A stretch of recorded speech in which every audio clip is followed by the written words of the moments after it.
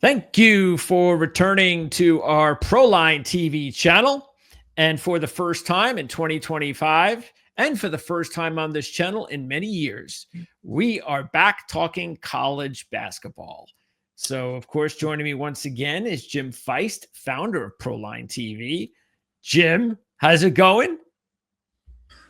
Well, it's going. I mean, the pro football's been great.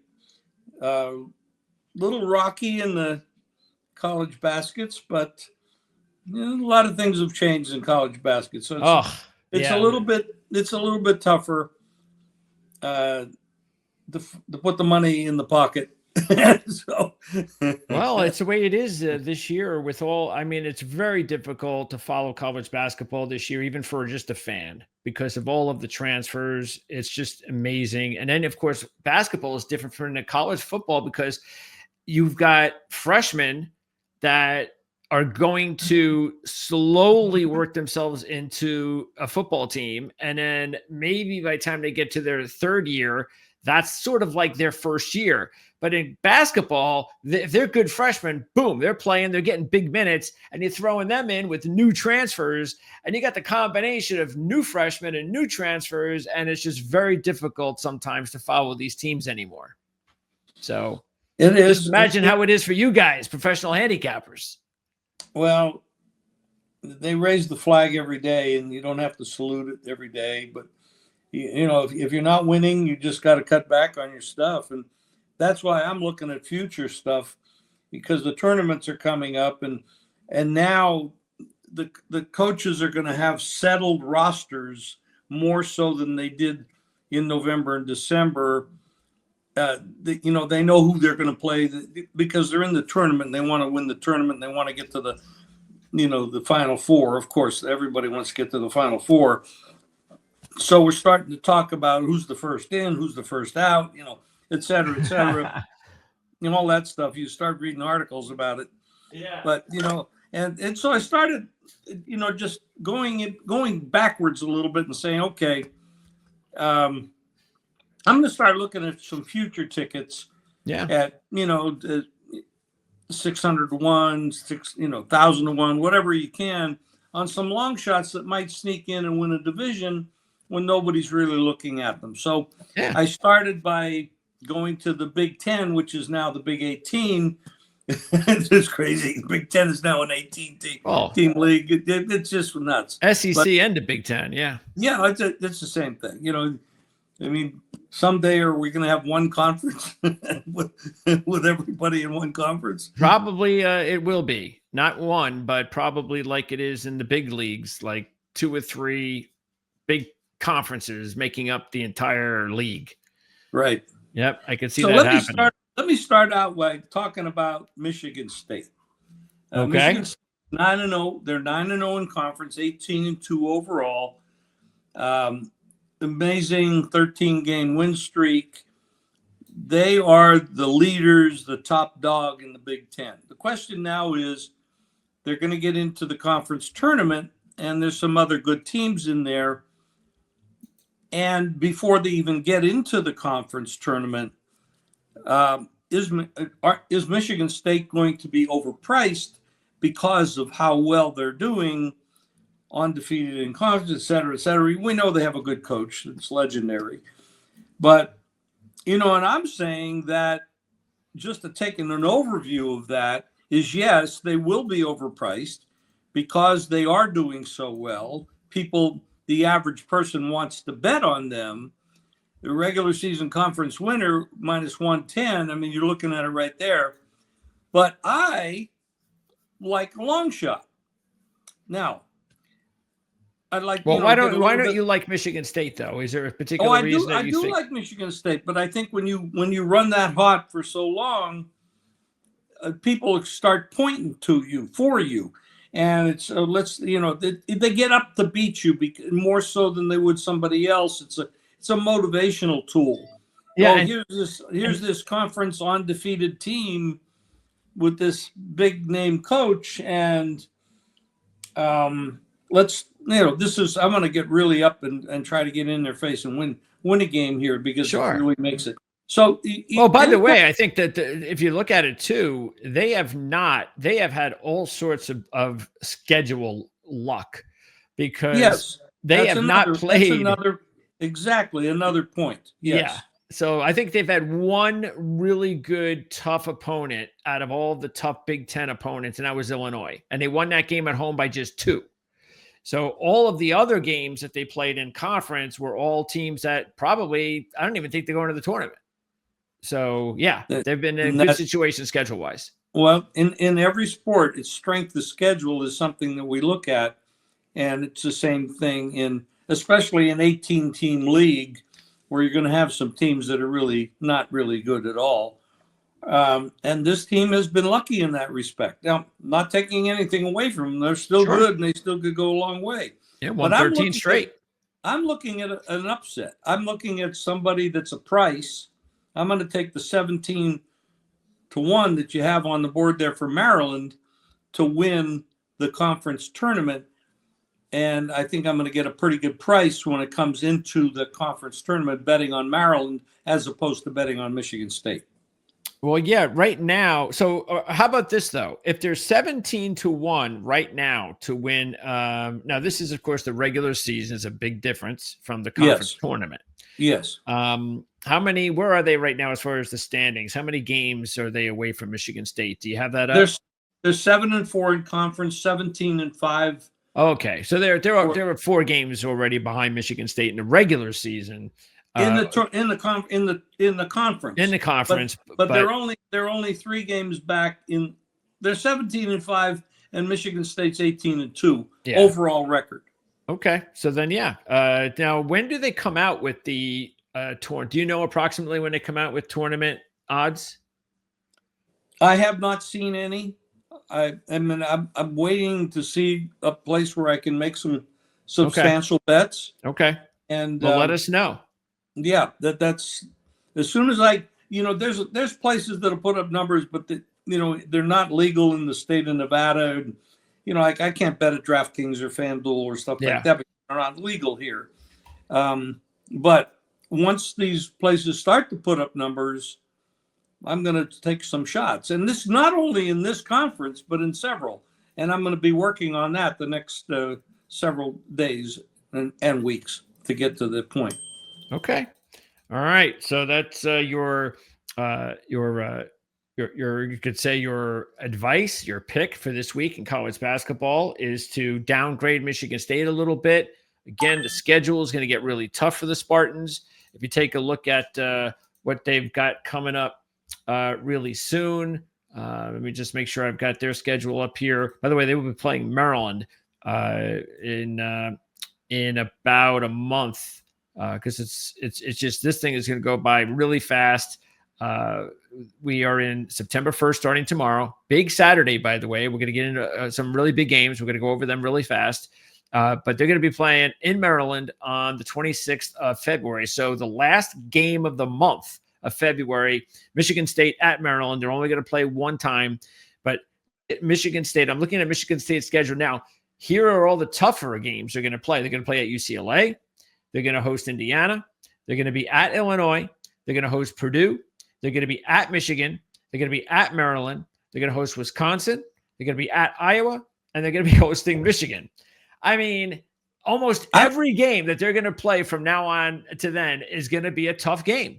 And they're going to be tougher than what they've already been playing. Yes, absolutely. So in that respect, I would just generally say fade them in every one of those games, and you're probably going to end up 1 or 2 or 3 units ahead. Okay. That's what I'm kind of projecting. Sounds good. So there you go. That is Jim's take here for now. Let's take a look at since we're on the futures, because I talked about this on our playbook show a couple of weeks ago, and the odds really haven't changed much. So this is our first Friday show where we're going to be doing this every Friday between now and pretty much, I would guess, as far as basketball wise, of course, through the Final Four. So there'll be a lot of college basketball to talk about for the next 2 months on a Friday. And so this is our first. And taking a look at the futures, look, I'm still getting 16-1 on my team here in Florida. When I liked them and said this on the show 2 weeks ago, they were 17-1. So I'm really surprised that they're still at this point.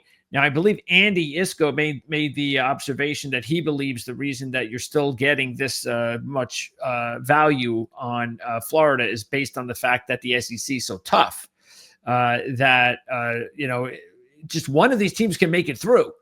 And even if you make it through the SEC, and I'm not saying, of course, who knows? Of course, the SEC is going to be filled with teams in the big bracket when it's all said and done. But they got to beat not only out those teams, but then they got to also beat other teams from other conferences. So I get it. I see where Andy's coming from, but I'm going to use that to my advantage. So anyway, that's my team, Florida. I'm going to take them at 16-1. So you like Florida to win the whole championship? That's my team to win the whole thing. And that we can kind of segue that too. They have a big game coming up. A lot of big games this Saturday, tomorrow. And the big one that starts it is Florida at Tennessee.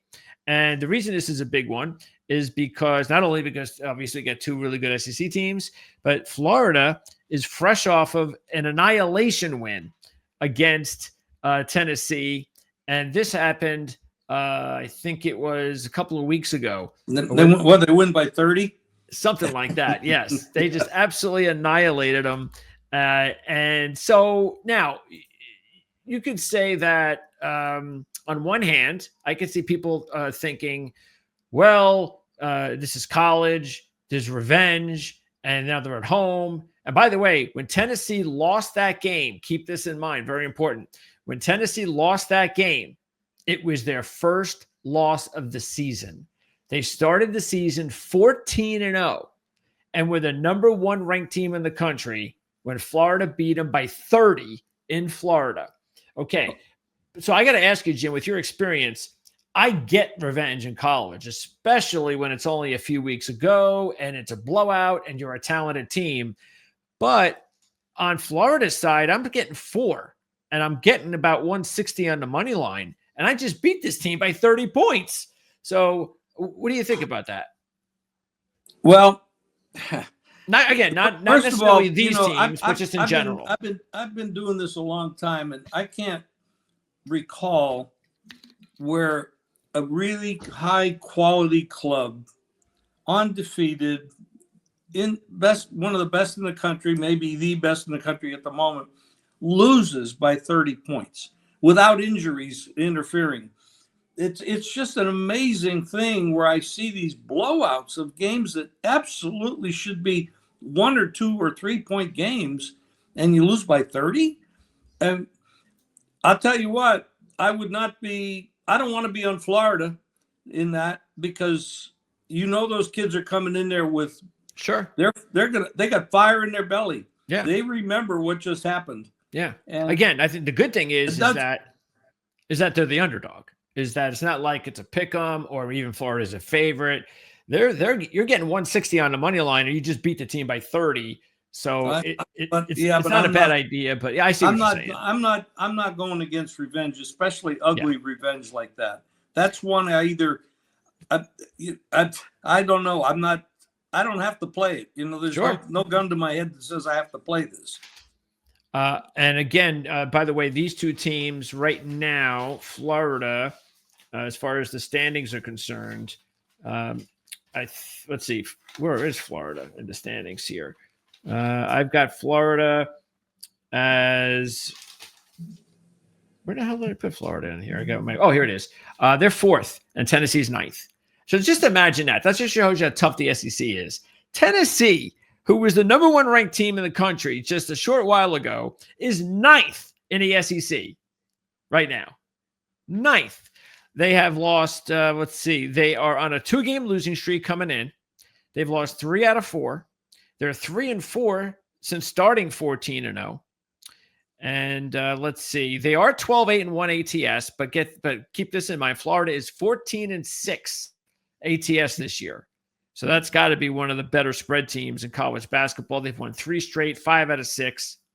And their only loss in that stretch was a 1-point loss to Missouri. They've beaten Tennessee 2 out of 3. Interesting enough, the last 3 of those games that Florida 2-1, all of them have been decided by 13 or more. So for whatever reason, these two teams get together the last several times and they're blowouts. So maybe that does not bode well for Florida, considering, Tennessee wants to blow them out after what happened a few weeks ago. Well, I don't know if they're capable of that, because Florida knows what they're going into, and that's a tough game.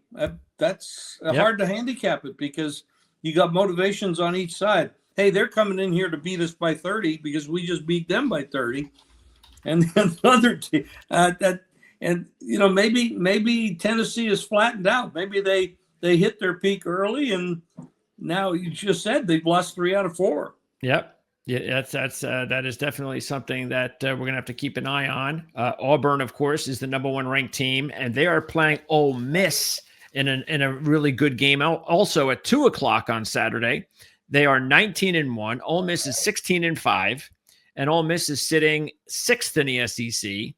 Auburn's only loss this season was a 6-point loss at Duke, so you can forgive them for that. Broom, their top scorer, is having a monster season. Interesting enough, both teams have 6 players deep that are in double figures. That's a really big-time firepower for both Auburn and Ole Miss. And Auburn has beaten Ole Miss 6 straight times. They've covered 4 out of those 6. And Auburn, again, the spread in that game.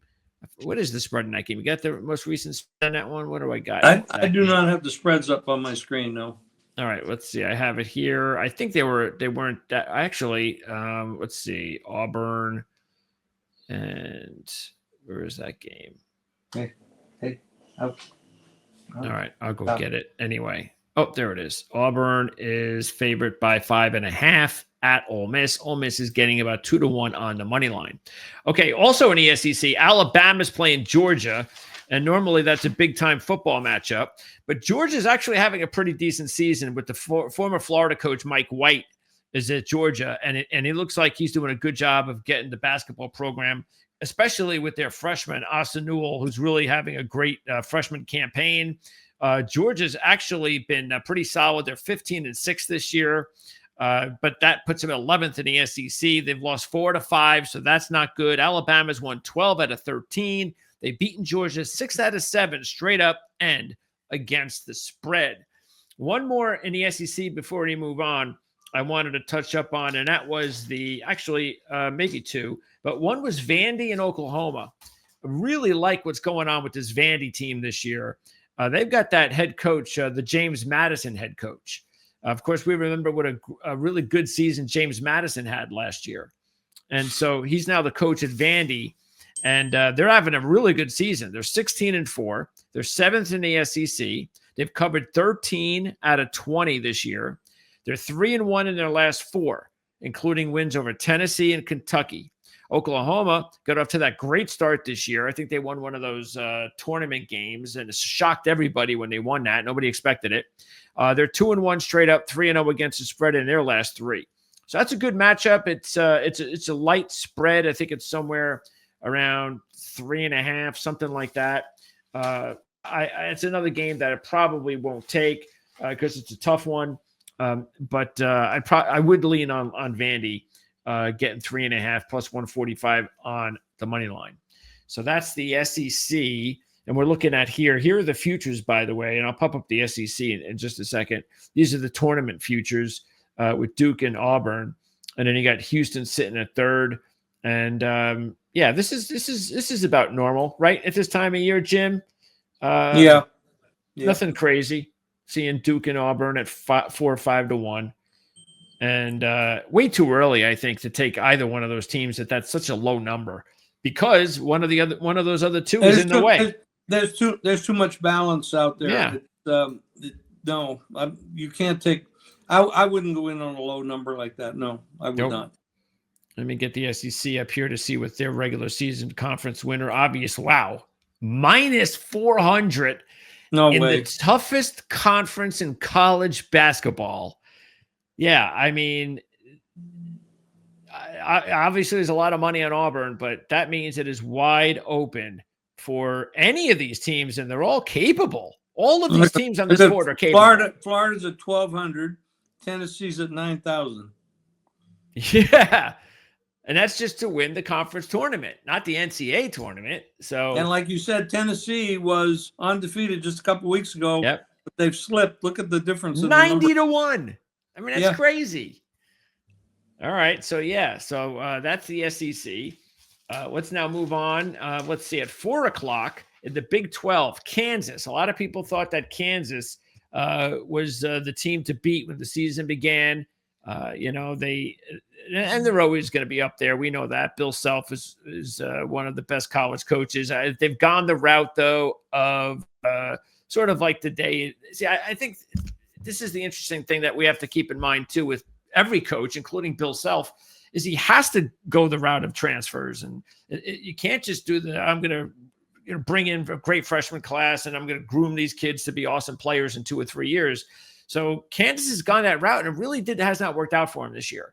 And you don't know if it's going to work out because you don't know if the chemistry is going to be good. And so far, the chemistry has not worked out particularly well. They still have that Hunter Dickinson kid, the center of the former Michigan kid. He's having another good season, but they're 15-5. They're 5th in the Big 12. They have won 6 out of 8, but they're 1-4 ATS last 5. They're at Baylor.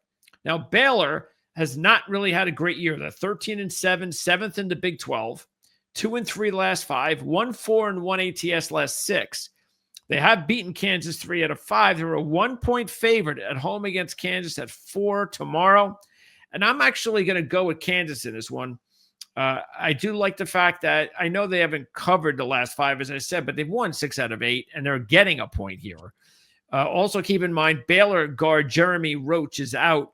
I think he's questionable for this game, but he's been out the last 3. So anytime you see a home team favored by less than 4, you're basically saying the road team is the better team. Okay. And and it's in the price. You see it. I mean, if you're not 4, you're not getting home field advantage. Or if it wasn't at home, you'd be a 6-point dog. So Kansas is the better team, and the odds makers telling you that with that price. Okay. Well, that's kind of the way I feel about the game, which is why. And when you look at 45-1 versus 250-1 to win the conference, Baylor and Kansas, what does that tell you? Yeah. And see, look, we know how good Houston is, but it's the same thing we just saw with Auburn. And I know the SEC is tougher than the Big 12, but the Big 12 is not that far behind. The Big 12 is still a very good conference, not as deep as it was.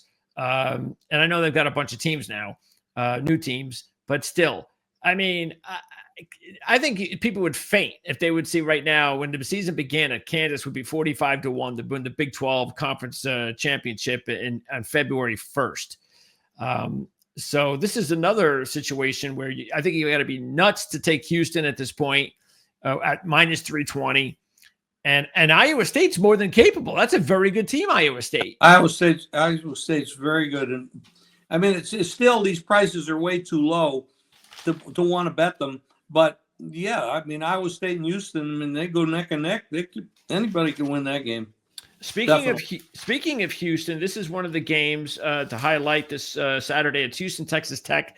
The game's in Houston at 6 o'clock. Texas Tech is only the 4th place team. Actually, they're tied for 3rd with Iowa State in the Big 12. The problem is Darian Williams, who's their number 2 player, he's out. So that is a big miss. They've won 5 straight, the Red Raiders. They've won 4 of those 5 by double digits. And now they're playing without their second leading scorer for the 2nd straight game, going at Houston. But it's a 9.5-point spread. It's a big spread. And Texas Tech is 16-4 overall on the season. Houston is just a game up, 17-3 overall. But they've won 13 straight, and they've covered 8 out of 10. Houston did sweep Texas Tech last year, both straight up and against the spread, by 23 points in both games. So Texas Tech, unfortunately, does not come to the party with all of their bullets in the gun. I still think 9.5 is a lot to give up, though.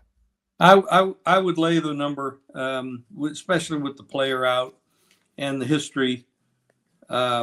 Houston, I mean, they're a quality team. They could win. You're looking at who's going to win the whole thing. Sure. Houston has to be one of the teams you're going to look at. 100%, especially the fact that you're getting 8-1 with Houston, I think, and 8-9-1, where Duke and Auburn are 5-1. So it's you're getting better value with Houston, and I agree. I think they're being overlooked right now. All right, and again, that's because everybody's looking at the SEC, and deservedly so. Correct. Okay. Also, let's go out of the Big 12, and there's more big games. Let's talk about the Big East, because the two-time defending champs, the UConn Huskies, not sure they're going to be able to win a third in a row. I don't think they're going to be in that spot like Kansas City next Sunday. But they've had a little bit of a rougher season. Yeah, and they've also, I mean, look, this is going to happen especially in college. I mean, you're going to lose players. They still have some good players. I mean, they still have like 3 really good players up front. One of them, unfortunately, has been out the last 7 games, the kid McNeely. They say he's questionable with the ankle injury, but I have no idea. He might have been questionable the last week or two. So that's obviously important if he's not in the game. They are getting 6.5 at Marquette. The leaders right now, they're tied with St. John's in the Big East. So Marquette in first place at 18-3. And if you look at Marquette in their last 3 games, they're all wins. They've won by 9 or more. So they've really hot lately. And that kid Cameron Jones is one of the best guards in the country. He's having a monster season. Their top 5 players are upperclassmen too. So Marquette's going to be one of those teams to keep an eye on come tournament time for maybe a nice little, I wouldn't call them a sleeper, but you're going to get good odds with Marquette. Let's see. Right now, they're the even money favorites along with St. John's to win the Big East regular season championship. Let's see. St. John's is a dangerous little team also. Yeah. Big surprise, right? St. John's. Right. With Rick Pitino. Keep in mind this too. Marquette 9-1 straight up last 10. Their only loss during that stretch was by 2 points to Xavier.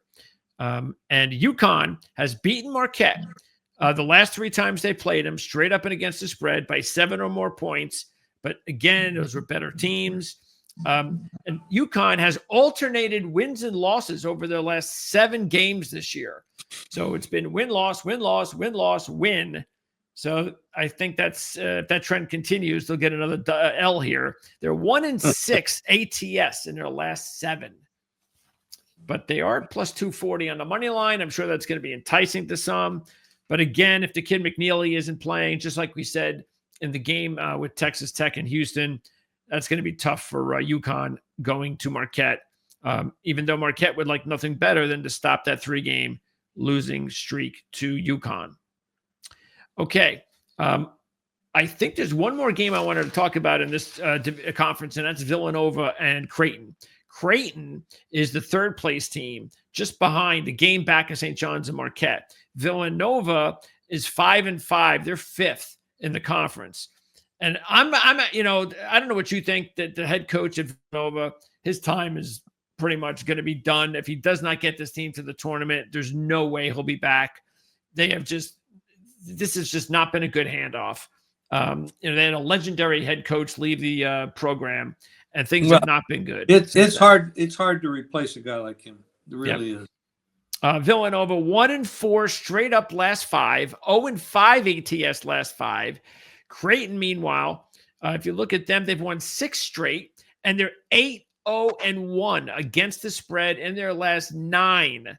And you know what? In this game, I am actually getting 1.5.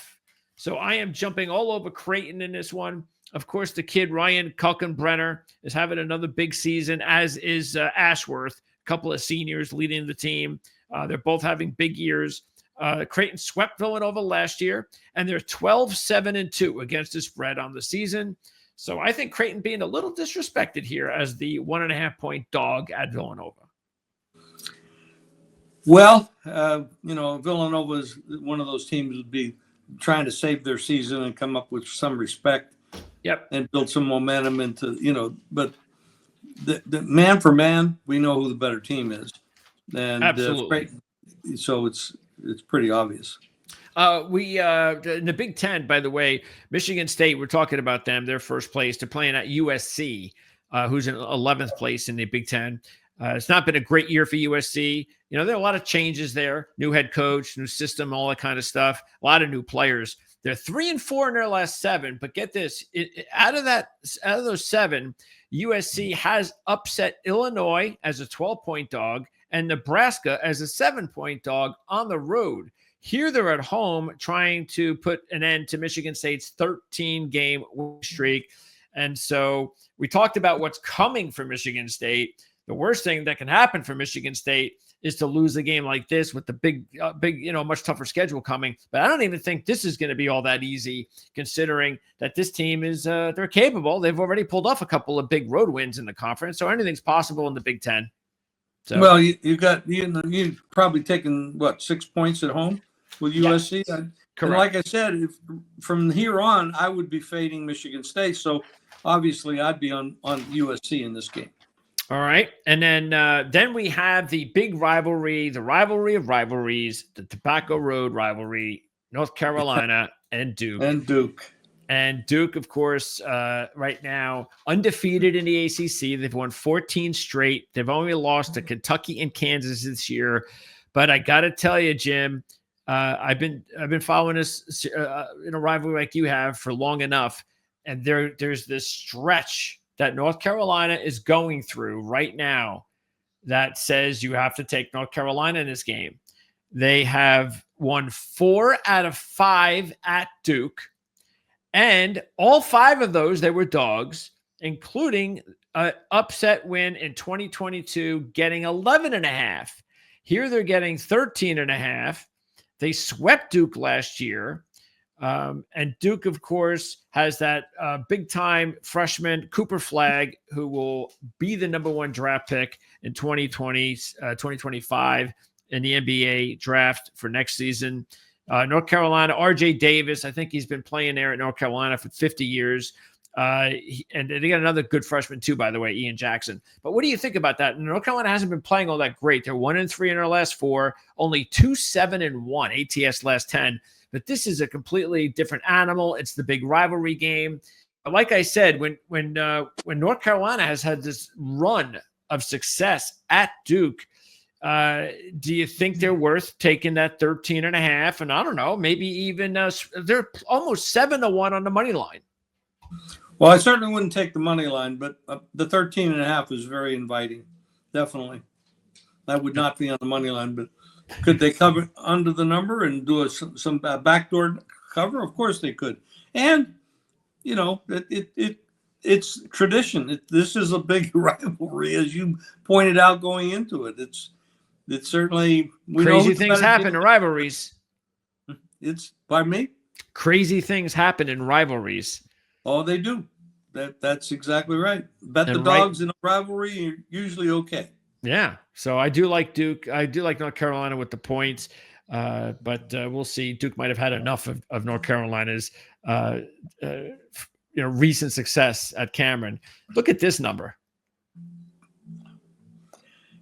Well, they're obviously very good. And what's disappointing is that the conference is not very good.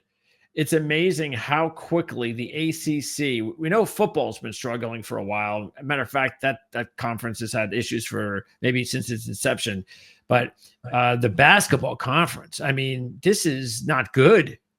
Well, the strength of schedule will probably hurt Duke going down the road when they start playing teams from other conferences that are very good and playing a tougher schedule. So the strength of schedule that they're playing is probably going to affect them at some point. Yeah, let me see what I just mentioned that their 2 losses are against 2 of the premier, the Blue Bloods. They lost to Kansas and Kentucky. Let's see who they've beaten. They have beaten Arizona. They've beaten, Auburn. Remember, we just talked about that. So they got the big win against Auburn, even though that was at home. It's a huge win. And that's it. So on their resume, they've got Auburn win, Arizona win, non-conference, and then Kentucky lost, Kansas lost. So they're 2 for 2.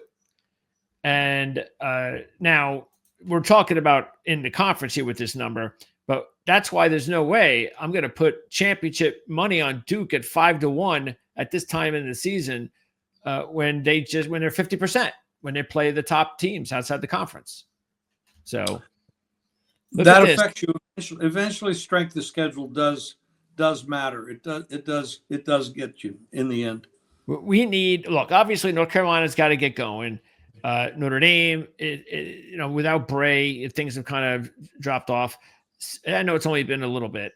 Syracuse, Jim Boeheim left and things haven't been going well. I don't know. Clemson, I don't know. Louisville's the other one. And now they're having a better year this year. Thank goodness for Louisville fans. But it's not a good conference. Okay, so that's the ACC. There's a couple more games I wanted to talk about. By the way, I should have noted in the SEC, Kentucky is hosting Arkansas on Saturday night. And what's big about this is the obvious, and that is that Calipari's coming back. Yep. What's his name? This might be Kentucky's time to roll. Take it out. Yeah. I can see that. I mean, Arkansas is a little shaky anyway, so it might be a good time for Kentucky to roll. Boogie Fland, who has had a really big season for Arkansas, is a big loss. Now, I don't know, maybe he'll play, but he's been out the last two. They've lost 6 out of 7. By the way, Kentucky is off upset win at Tennessee. The last 2 games I want to talk about are 2 games that are really interesting because they're out west, and it matches the first place team against the second place team. So the first one is at 9:30, and it's in the Mountain West. It's Utah State, 4.5-point favorite against New Mexico, and Pitino's little kid, Richard. And Richard Pitino is having a nice go out of it this year with New Mexico. He is. They're 17-4, led by Donovan Dent. He's like a 19-point a game guy. They've won 10 out of 11. Their only loss in that stretch was by 1 point on the road against San Jose State. Meanwhile, they've beaten teams like UCLA, USC, VCU, San Diego State, Boise State. They've had some nice wins. 3 of their 4 losses this year have been by a total of 10 points, including 1 overtime loss. Their only poor game was when they lost at St. John's earlier this year by 14. Nothing to be embarrassed about. Father beating son. That's a tough trip, and that's a tough team. That again, you're stepping out. You're going against a tough club, well coached. Not surprising. Meanwhile, Utah State, as you can see there, they're the favorite over barely New Mexico. And Utah State is 19-2. They've won 8 out of 9 against New Mexico. So they have owned this series, covering 5 out of the 9. Their only 2 losses were to San Diego by 2 and UNLV by 3. So it's been a really good year. Calhoun, the head coach, has done a really nice job. They beat Iowa, St. Mary's, San Diego State, and Boise. So they've had a couple of nice non-conference wins. And they're led by a couple of guards, Martinez and Falsey. And this Utah State team looks like a tough one. So the spread's 4.5. And I don't know. It's one of those situations where I know they've dominated the series against New Mexico, Jim, but it's that the number, that's what bothers me, 4.5. Because this could be one of those games that goes down, to the last possession. Now, if you like the favorite, just play the money line. Absolutely. And then the last one is Gonzaga at St. Mary's.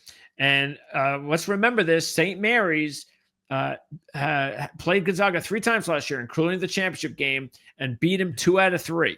So St. Mary's coming off one of the rare series wins for the season. They're a 1-point favorite at home. They've won 9 straight.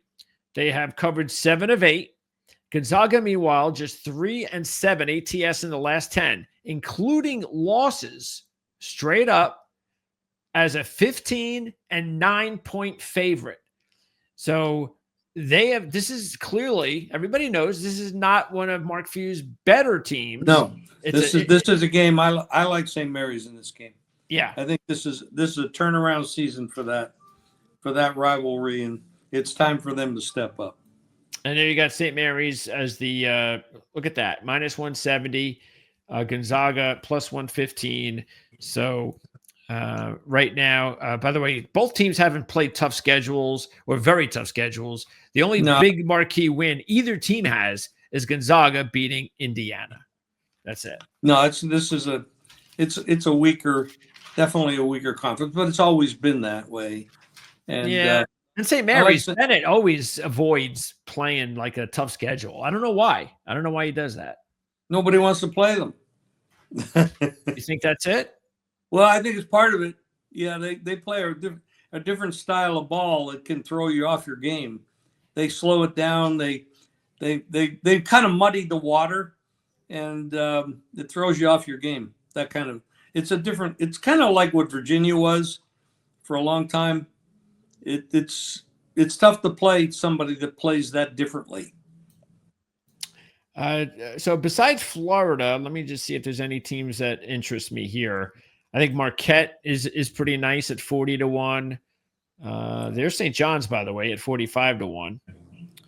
As a Michigan fan, very, very happy that they were able to get that FAU coach.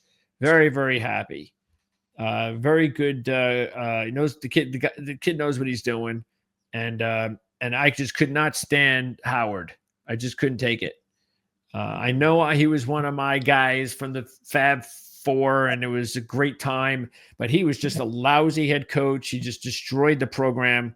And but again, it's college basketball, and it takes one off season now with transfers to just change things. And that coach has already changed things for the better for Michigan. I'm not saying they're winning a national championship. I'm just saying that they're in much better position now than they were just a year ago.